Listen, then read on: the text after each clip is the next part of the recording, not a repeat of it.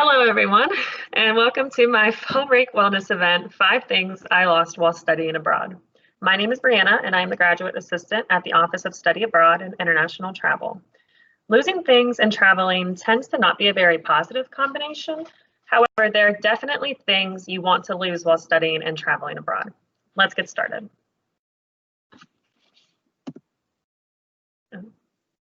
Maybe. There we go. A little bit about my studying abroad experiences. I studied abroad for an entire spring semester in San Sebastian, Spain. I was there for the spring of 2016, which was my sophomore year spring semester at U of L. The program I went with is called USAC, and they are one of the many wonderful program providers we are partnered with. I was there for about 5 months. My second study abroad experience was a summer term in Punta Arenas, Costa Rica, with the same program provider. I was there for a little under 4 weeks in the summer of 2018, which was the summer before I graduated. On top of studying abroad, I have also traveled to over 30 countries on 5 continents. I have this map marked with stars on all the places I've been. Clearly, I've been to a lot of European countries, but I've also spent a good amount of time in Latin American countries as well. Most of this travel was for fun or to visit friends or family, but a few times I've gone to volunteer to teach English abroad. I definitely feel like even though I've traveled a lot, there's still so much of the world I want to explore. Now, to begin with some things I've lost while studying abroad. The first thing I lost while studying abroad was any sense of a comfort zone. Just from getting on the plane to go over to Spain for the first time, to living with host families I had never met before, to being in a situation where I was the only person in the room that didn't speak the language of the country, pushed me out of the little bubble of comfort I had built for myself. If you're ever wanting to push yourself and see how much you can grow as a person, studying abroad and just traveling in general will do that for you. These are some pictures of specific experiences that completely eliminated my comfort zone. The first right here, this was the very first picture I took outside of JFK International Airport, waiting to get on the plane to head over to Spain. I had never been to Spain.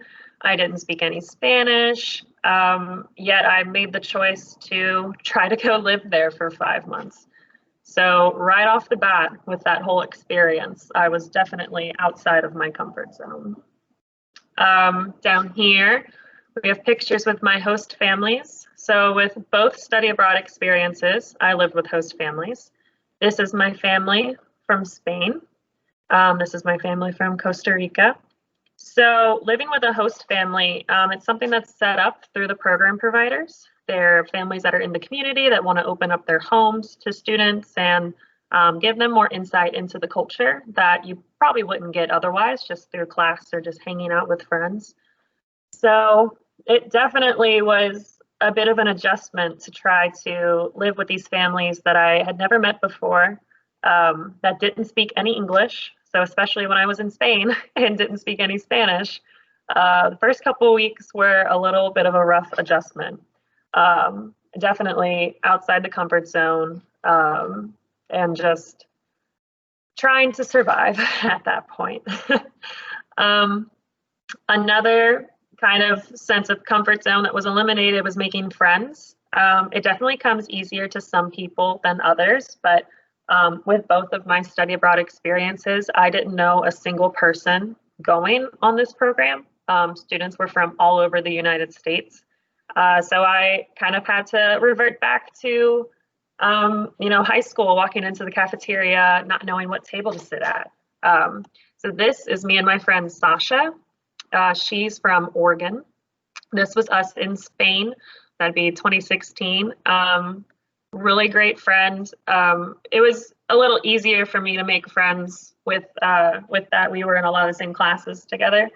But then here we are just this past winter. She's currently living in South Korea, and I went and visited her in South Korea. So even though it was a little uncomfortable at first, maybe to try to make friends with all these new people, the friendships definitely lasted, which I really appreciate. And then down here, I have some pictures of, down here was me teaching English in Spain. So I taught at an elementary school, which was just a whole kind of experience. I don't know anything about the school systems in Spain. I had never taught English before. And trying to communicate with these kids who are learning English as a second or a third language, definitely something I'd never experienced. And then up here, this is me in Ecuador, I was teaching music to kids, and I was actually teaching in Spanish. So that was a whole other thing. It's kind of the opposite. Instead of never teaching in English, I've taught music before, but I never taught it in Spanish. So definitely, these are just, a few different experiences I've had that truly pushed my boundaries, but it also pushed me to just grow as a person. The second thing I lost was any food-related pickiness. So, I might go without saying, but in other countries, they can sometimes eat a little different than we do here in the United States. The diets can be different depending on where you are, if you're more on the coast, if you're landlocked. The meal structures can be different. So in Spain, lunch is the biggest meal.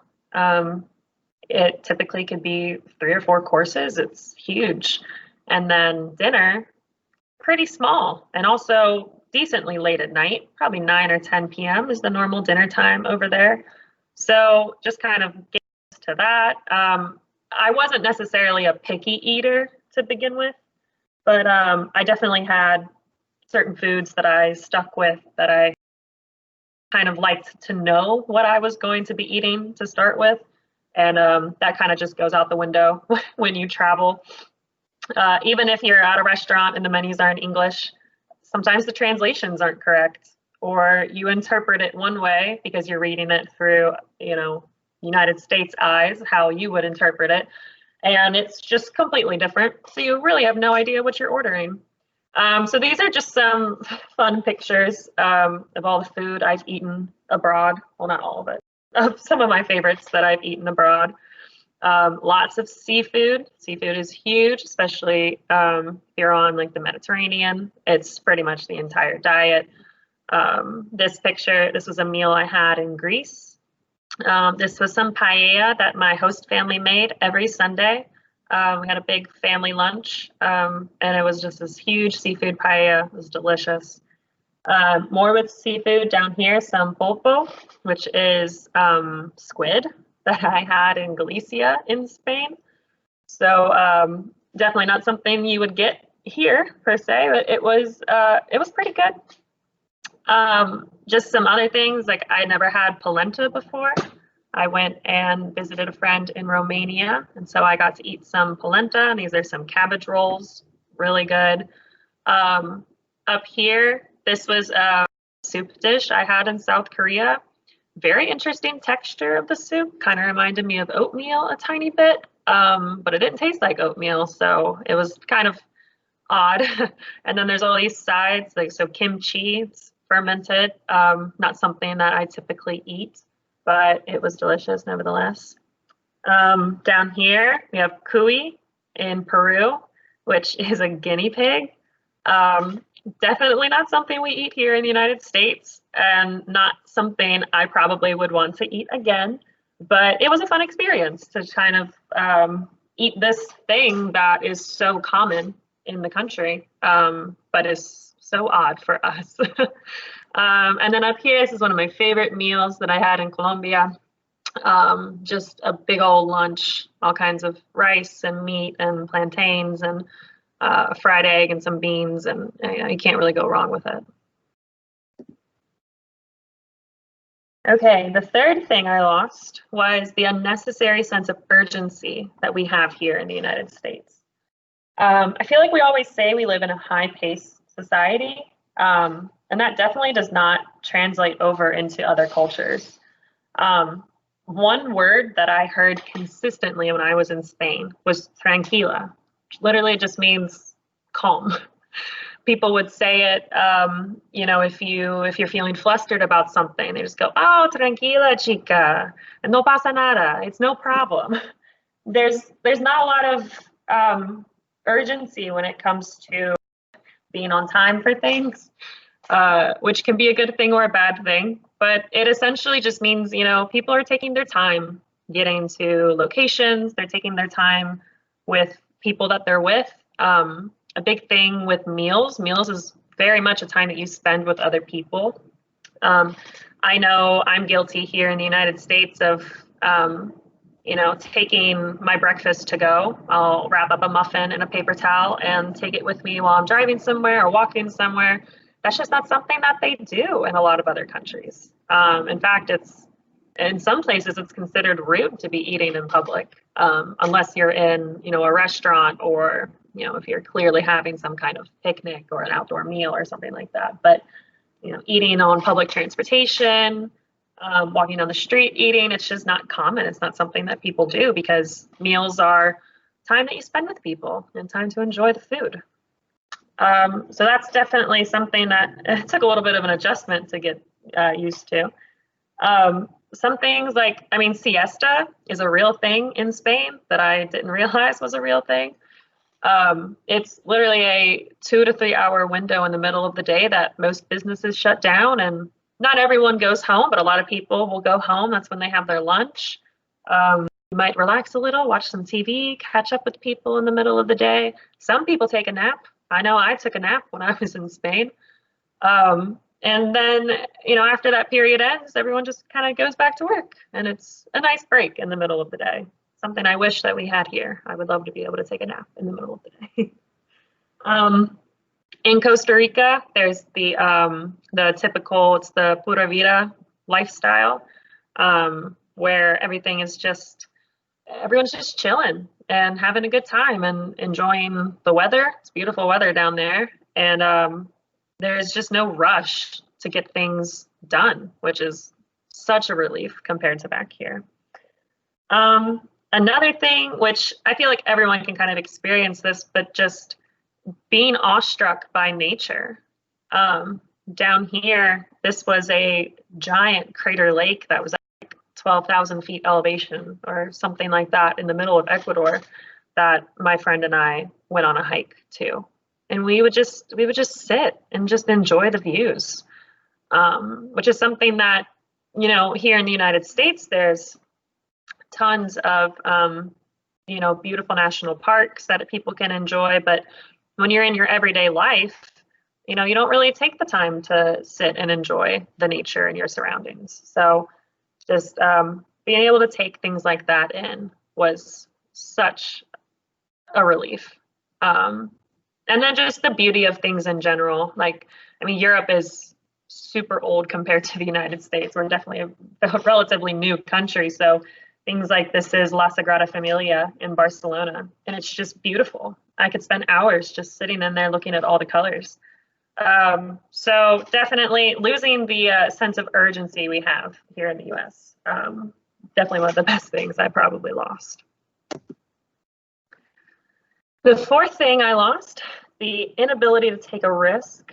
Now I'm not talking about taking dangerous risks that could end up with me getting hurt, but traveling breaks up the monotonous pattern that we get stuck in at home. Some risks can be small. So a small risk I took, this is my friend Sophia. I met her in a hostel in Costa Rica. We were staying in the same hostel. And she's just a really nice girl. We became friends. We got each other on Facebook.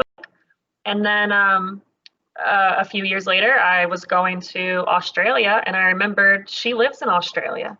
So I took a risk and I reached out to her to see if she wanted to get together again after being apart for a little bit. And we hung out and went rollerblading on a boardwalk, which was random, very Australian. Lots of people do that there. But that's, you know, an example of a small risk that I took because, you know, maybe in a normal situation, I wouldn't reach out to someone like that. Risks can be bigger, like doing some solo traveling. This is a picture of me in Prague. I decided to take a trip to Prague over fall break by myself.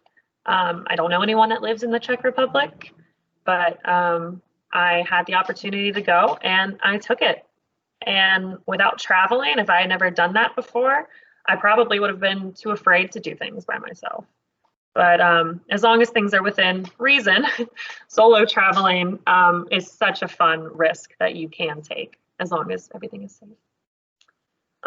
Risks can help you overcome your fears. This is a picture of me. We were doing some snorkeling in Costa Rica, and I do have an irrational fear of the ocean. I mean, I think everyone maybe has a healthy fear of the ocean, but mine can be a little much. But I had the opportunity to do some snorkeling with some really cool coral reefs in Costa Rica. And when else am I going to be able to do that? So I was able to take the risk and overcome my fear, if only for a little bit, and have a really great experience that I will never forget. Some risks end up with such big rewards. Down here, I took a risk and me and my friends did a 5-day hike to Machu Picchu. I had never done a lot of hiking before. I had never really camped. I had never walked probably 50,000 steps in one day. And I never done all of this at elevation over 9,000 feet. So definitely a huge risk that my friends and I took, but it 100% paid off when we finally got to the top and was able to look over at this amazing view of Machu Picchu and just take it all in. It was incredible. With the inability, or with losing the inability to take risks, sometimes they don't always pay off. Not everything is sunshine and roses when you're traveling.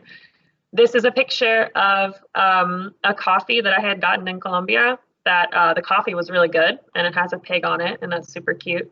But my cousin and I decided to take a risk on our last day in Colombia and tried to go to this salt cathedral thing that was supposed to be really cool, and we were going to do it and it was going to be great, and nothing worked out. Public transportation wasn't working. It was too far away for us to take a taxi. We got lost for a hot second. We ended up at this coffee shop where we got, a nice cup of coffee, and then we just had to go back to the airport. So our last day was a little bit of a bust, but traveling like that sometimes, and nothing's wrong with, the risk not always paying off. But nevertheless, we took that risk. So that's definitely something that traveling has helped me to do. And the last thing I lost from studying and traveling abroad are the stereotypes I learned before I lived or traveled in that country. I can't really think of specific examples of this, but traveling has taught me that the world is much smaller than we think it is. Even with all the differences with food and tradition and religions, at the end of the day, we're all just human beings. We all want the same things: to be treated with kindness and respect, and to be happy. All over the world, people care about animals, they care about the environment, they care about each other. Traveling helps to restore my faith in humanity when it can be tried so much sometimes. So these are just some pictures from my travels. This is the John Lennon wall in Prague. It says, "If not us, then who?" That's a great question. Down here is in Chile. The sign says, "We are not hippies, we are happies," which is cute.